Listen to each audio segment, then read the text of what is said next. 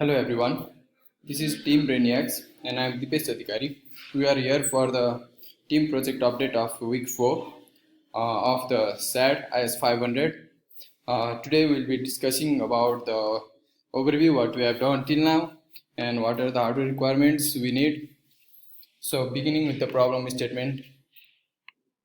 The problem statement of our project was opening an IBM data center in Nepal. Currently, there are no IBM data centers in Nepal, and if we build one, it will obviously help to address the consumer's needs in Nepal. We will be using the Kaizen Blitz methodology for solving our problem. Kaizen means the processes, and Blitz is the rapid speed we are focusing on. It just means the processes at rapid speed. The current status of our projects is we are in the requirement gathering phase for the upcoming events like cost and budgets and maintenance requirement and like that, and we have identified the location for the data center. It's in IT Park Banipa. It is well suited with the infrastructures we need, and it is about 25 kilometers from the capital Kathmandu. We have done a brief cost and budget estimate and feasibility analysis. We can open an IPM data center in Nepal as there are resources available, and there are already 10 private data centers in Nepal, more than 10 data centers, and we have completed the software requirements required for the project. Now I would like to call my friend to discuss about the hardware requirement. Thank you, Dipesh. I am here to explain about hardware requirements. How can the hardware requirement to set out the IBM data center in Nepal? So the next slide will be talking about the file submission zero into hardware requirement for IBM data center. The following slide is like this. We need file submission. In case any file outrage, then we have to put the file submission device in IBM data center. We need file submission devices containing a helium types of chemical. Not because we can use water, because it will be all the system. So it could damage the whole IBM data center. So we have to only use FM200 or helium. We can use any good available file submission device in this case. Thank you. Now I am going to call Sunil for his next presentation. Thank you.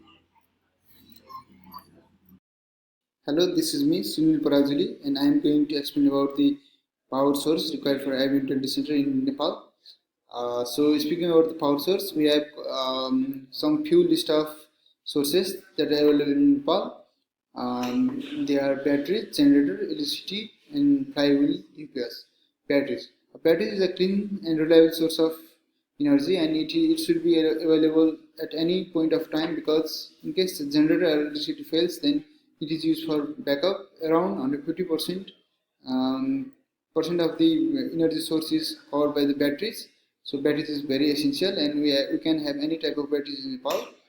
Speaking about the generator are also very essential in IBM data center, because we don't know there will be load shedding every time. So generator is the most essential part of power source in Nepal. Speaking about the electricity is also a power source, but you can consider it as a main source, so we don't have to explain more about this. We can have any type of UPS, but flywheel UPS, we choose flywheel UPS in Nepal because flywheel UPS is in a green energy source.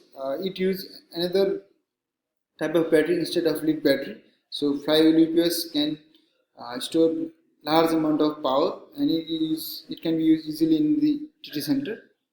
Now I am to explain about the next slide about the cooling mechanism of the IBM data center. For the cooling, we need to be able to keep our DC at even 70 degrees Fahrenheit, whether it is 30 outside or 107. We can use the standard portable AC unit. This is fine. If we use to build in commercial style unit, this is even better. We need to make sure that we have secondary cooling solution if one fails. We need cooling system to maintain the temperature of the system 24/7. Means we need to have cooling system 24 hours per week. Means 24 hours per day, and it should be continuous per week. Means 24 hours every day. we need some kind of equipment to remove warm air from the system. Yeah, because warm hot and warm can damage the component of the IBM data center, and it could cause the lot of trouble, and it could destroy data and money as well. We need proper temperature sensor to keep an eye on the temperature of the system monitor, and we need to set the alarm as well, because sometimes the temperature will be high and we might not know. So alarm should be installed as well. For this case, for the cooling system, we have chosen Acquaser system. Thank you. Now, for the next slide, about hardware requirement topic, I want to call Suzdhal. Thank you. Thank you, Sunil. It's me, Vishwas Dhawan, and this week I have researched about the hardware requirement for the network which serves a data center at Nepal. What we need in the network? We need multiple ISP, the Bayonet, Mercantile, Dublin to work with us, and similarly we need to understand how WAN routing works and need someone who can diagnose problem quickly as downtime is not tolerated at all. Similarly, we need secure protocols and security mechanism.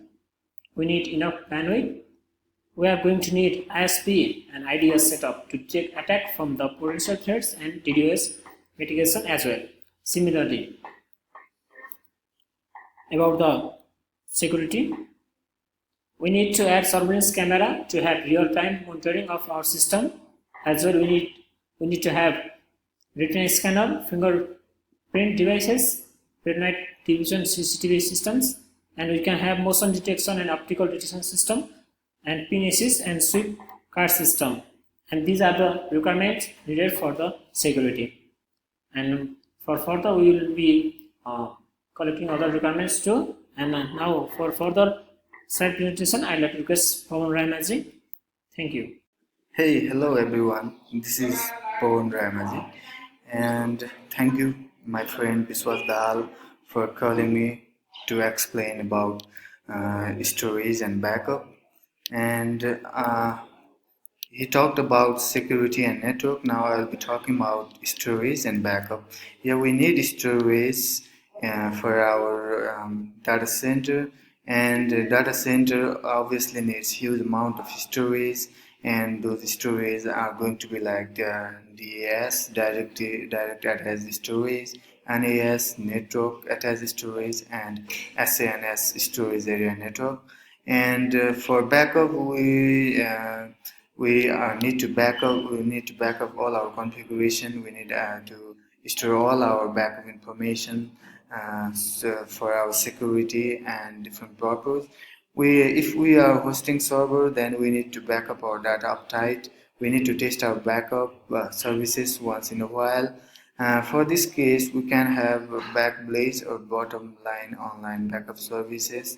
And for more interaction and explanation, I would like to call my friend Sandesh Vetwal for explaining about cost and budget and ending up the site. Thank you very much. Thank you, Pawan. I'm Sandesh Vetwal, and I'm going to talk about cost and budget of setting up new IBM data center here in Nepal. So this week I have broken down the total cost into different categories, like electricity cost about 20% of total cost, engineering and installation manpower cost 18%. Similarly, power and server equipment also cost 18% of total cost.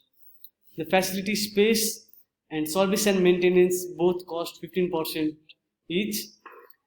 And HVAC equipment, which means heating and ventilation and air conditioning equipment, cost about 6% of total cost. The project management, the rack hardware and the system monitoring cost about 8% of total cost. So I have gathered these data from American Power Conversion, APC. So they published white paper in 2003 named Determining Total Cost of Ownership for Data Center and Network Room Infrastructure. So I have also shown this percentage breakdown in pie chart. As you can see here, the pie chart for the breakdown of total cost of ownership, cost of component for a typical rack in a highly available 2N data center.